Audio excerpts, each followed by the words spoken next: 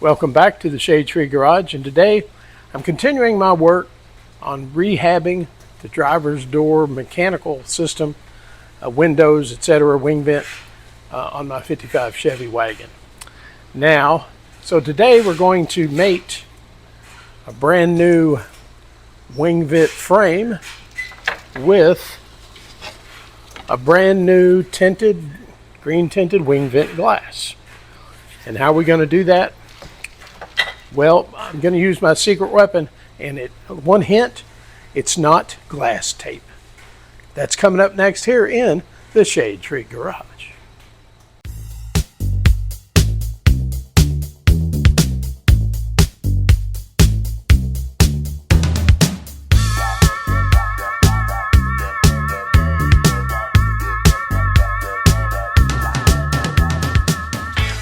All right, guys. As promised, I'm continuing my work to rehab, whatever, the driver's door mechanicals. Mostly windows and tracks and all that stuff. After 71 years, the fuzzy tracks had long since disappeared on anything on the driver's door. And in fact, the mechanicals of trying to get that window up and down were in very sad shape. The regulator itself had so much slop in it. The rollers, that ride in the track to push the window up and bring it down, there were no rollers. And the tracks for that were rusty as all get out. And the idler track that mounts on the inside of the door, it was so rusty I'm surprised anything could move back and forth in that rusty ass track. All right. The window glass was cracked and had paint, and it was in very sad shape. The wing vent glass was a little better, but the wing vent frame had several spots of rust. And if I'm going to the trouble to redo this with new glass and new fuzzies and all this, replacing all this stuff, I'm not gonna skimp on this. So I went ahead and bought a brand new one. I thought I'd had one. Now, my first window work on the Chevy was on the passenger door, because it arrived here with nothing but the mechanical parts, but it had no glass in it other than a few shards of glass in the bottom of the door.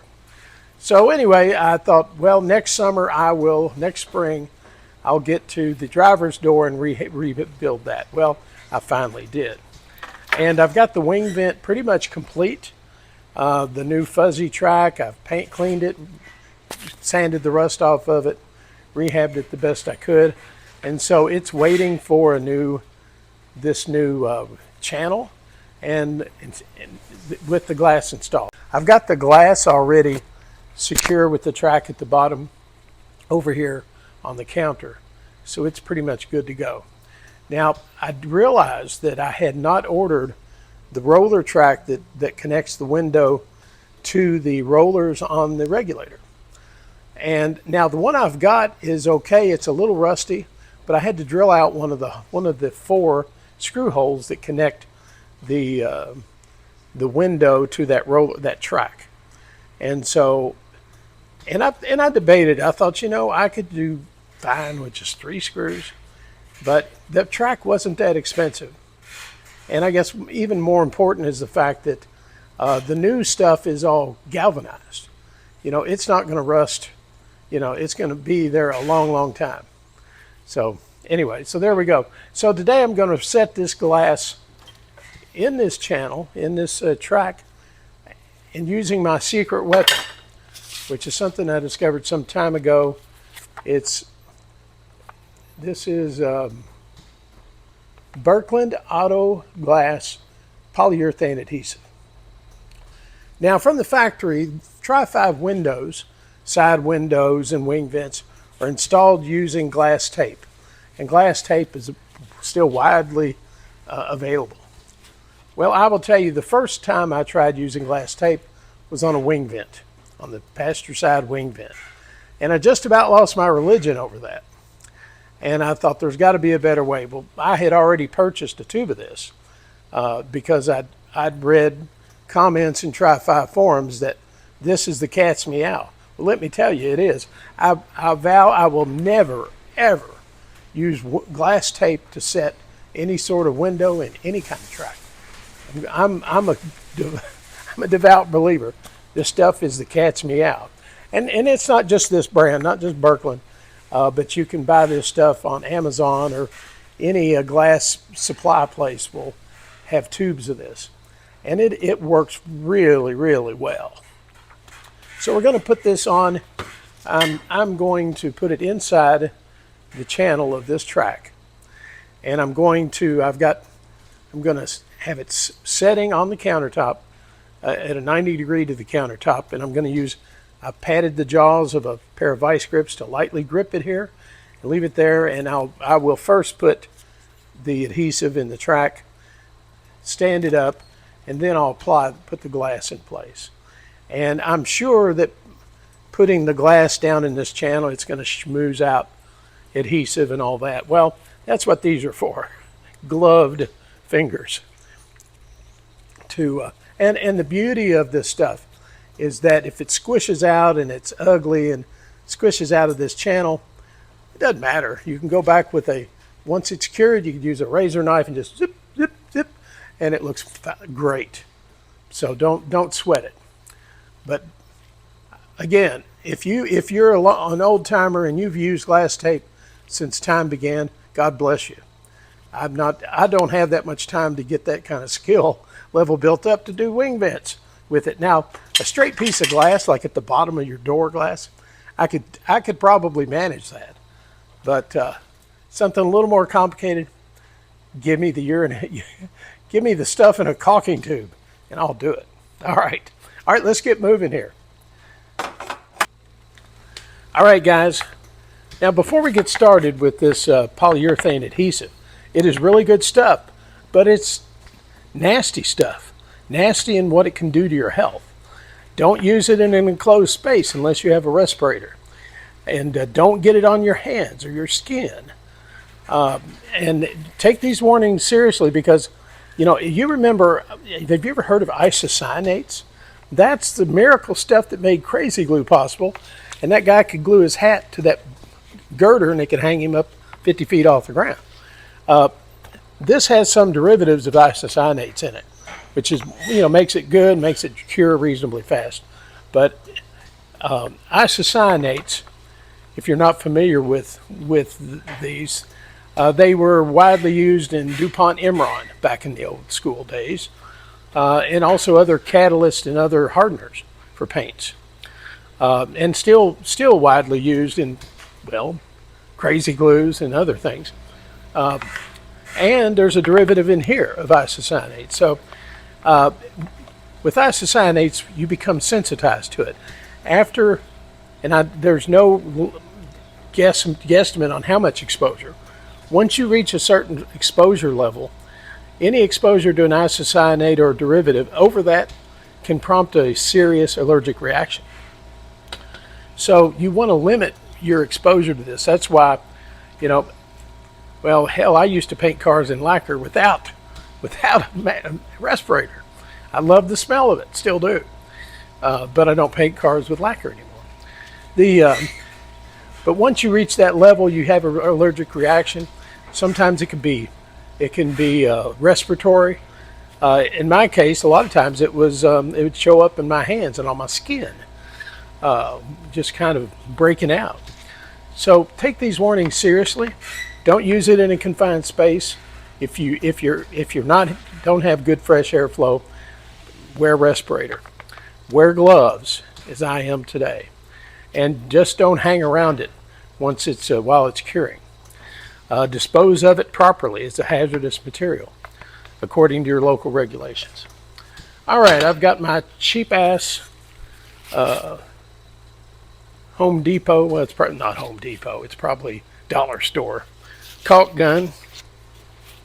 It's one of the kinds that doesn't even have notches on here. It just uses friction to push the plunger forward. All right, let's see. Let me get this thing set. Maybe. Come on, bitch. There we go. All right. Let's get this stuff out of here. And it comes in a caulking size tube. And you have to puncture the seal at the end.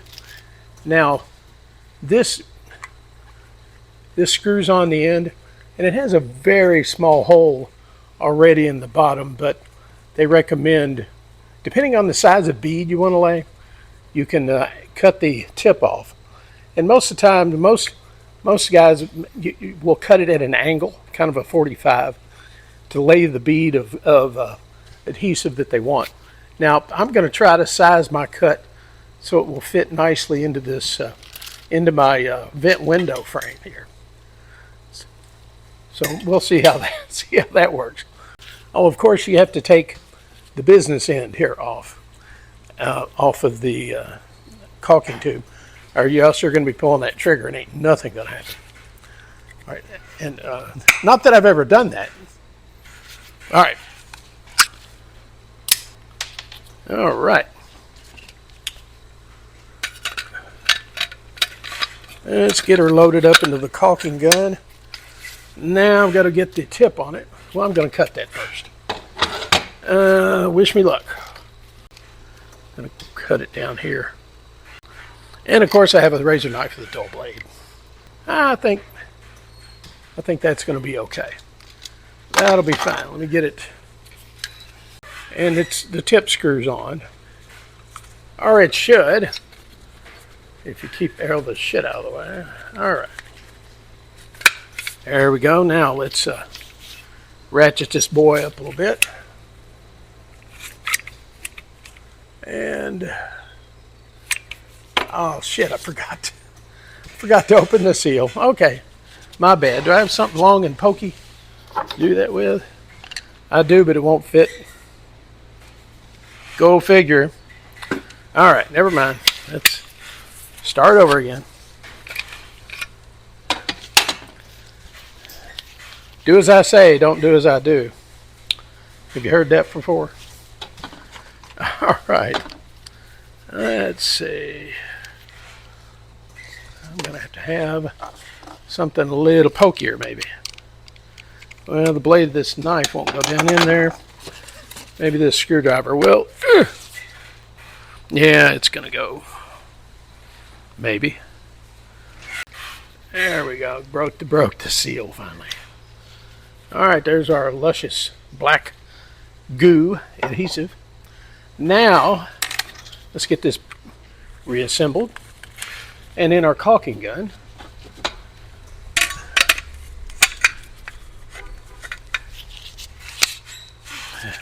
there we go. All right. All right, let's get, all right, I see the magic elixir coming out. And it's hard to get out through this small hole. So I'm going to make it bigger. Not a lot bigger. Yeah. And we already got goop down at the end. All right.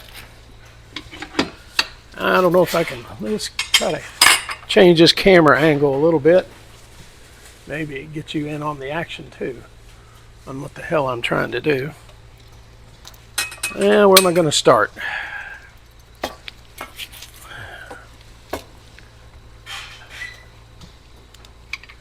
Damn.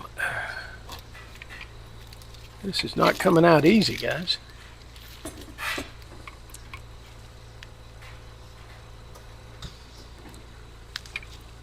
Now I'm filling these tracks pretty full, because I can always wipe more crap off later, you know.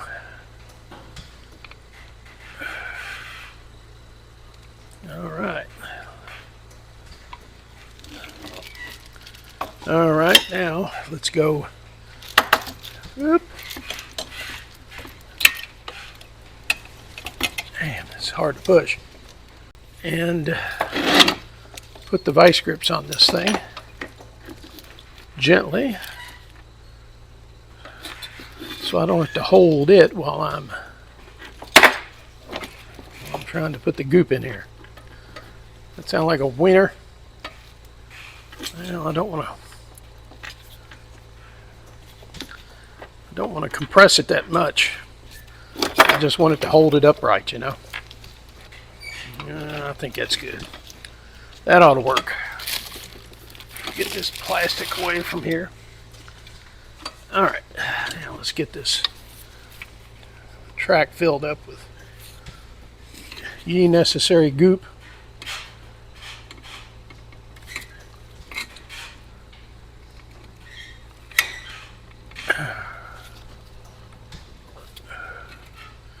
And I am counting on having too much in this track anyway. I can always trim the excess, you know. Damn it. This thing isn't sitting still very well. I should have a pair of vice grips holding it down, shouldn't I? Well, live and learn. That's a lesson for you. Make sure. I could have put it in a vise. That might have made more sense. He says as he struggles with his own idea. All right. Let me turn this thing around. Come from this end.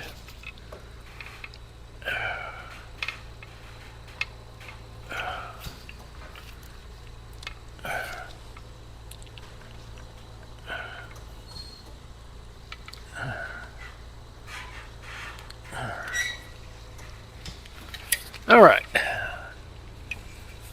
Let's go down this track.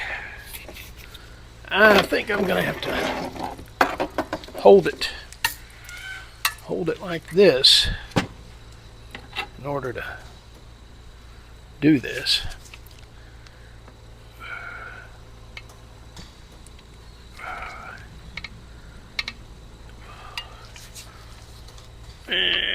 Come on.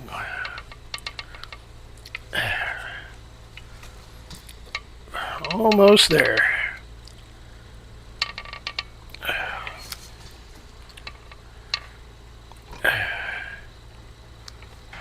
All right. Let the pressure off that.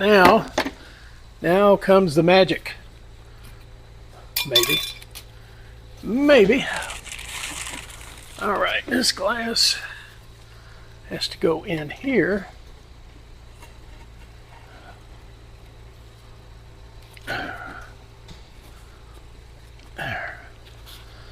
Well, it went in. It wasn't a tight fit. I will tell you, like I said, I lost my religion trying to use tape, but this stuff is the cat's meow. Isn't that? Now it's gushed up a little bit, and magically the glass is centered in the track. It's not cattywampus. I've got some trimming to do here once it's cured, but that's it. It's done. Very quick and easy. Now, the unfortunate part is trying to keep this from drying out. I'm going to take it over to the bench, put a screw or duct tape or something to cover the tip end of this, and see if we can't keep it from drying out totally, because this stuff it's good cement, and I may wind up I'm going to try to use it to secure the fuzzy tracks around the door of the top of the window frame and down the back pillar of the door frame. All right, guys.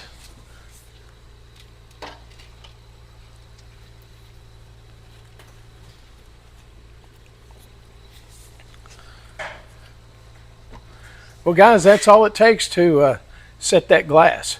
It's so much easier than the stinking glass tape. Now, again, my apologies to you guys who've been doing it for years. And, you know, and you just think, I am not in the 55 business to create a restored two-door, 210 Chevy wagon. No. My car is a driver, and it's probably always going to be some sort of project with something needing done. And that's fine with me, because 40 years ago, I resto modded a 55 two-door hardtop, spent mega bucks on the paint job, and had lower quarters replaced and rockers and headlight eyebrows and all this other stuff done, and got a nice paint job out of it. And I was afraid to park it anywhere. I was so afraid that the paint was going to get damaged, the door ding, etc. And I would rather have a driver. I'd rather have one that paint's not perfect on, you know, and the paint isn't perfect on mine. I may paint it one day, but if the paint's not perfect, that's okay. It's okay. I bought this car for my wife and I to enjoy. And so making it a perfect resto mod or a restoration is not in the works, not at all, which is why I'm using this polyurethane adhesive to make progress easy. All right, now the next thing after this cures, I will trim the excess that gooshed up and then install it in the vent window frame. And well, I guess the next thing I'll do, I've got my new regulator. And I will tell you, the new regulators are the cat's meow. I think they're cadmium plated, but man, they operate so smooth, so smooth. And in fact, I promised my wife I was going to buy a new one to put in the driver's door, because even after I rehabbed the damn regulator the best I could, it still doesn't operate very smoothly, very easy. So it's time to replace it. Anyway, that's a project for another day. Hope you've enjoyed this video, and I'll have more coming very soon as I put the regulator in the door, the vent window and the vent window frame, reinstall that, and we'll get the new window in and get her working. All right, thanks guys, and if you like this, give me a thumbs up, and if you want to keep in touch on all of the Tri-Fi happenings as well as other stuff, you know, I throw some variety at you, including, you know, painting my wife's hood on her Jeep, blah blah blah, tearing up the compressor and repairing it. So there's lots coming on. There's no limit to the width and breadth of what happens here in the Shade Tree Garage. Thanks for watching, and we'll see you next time. Take care.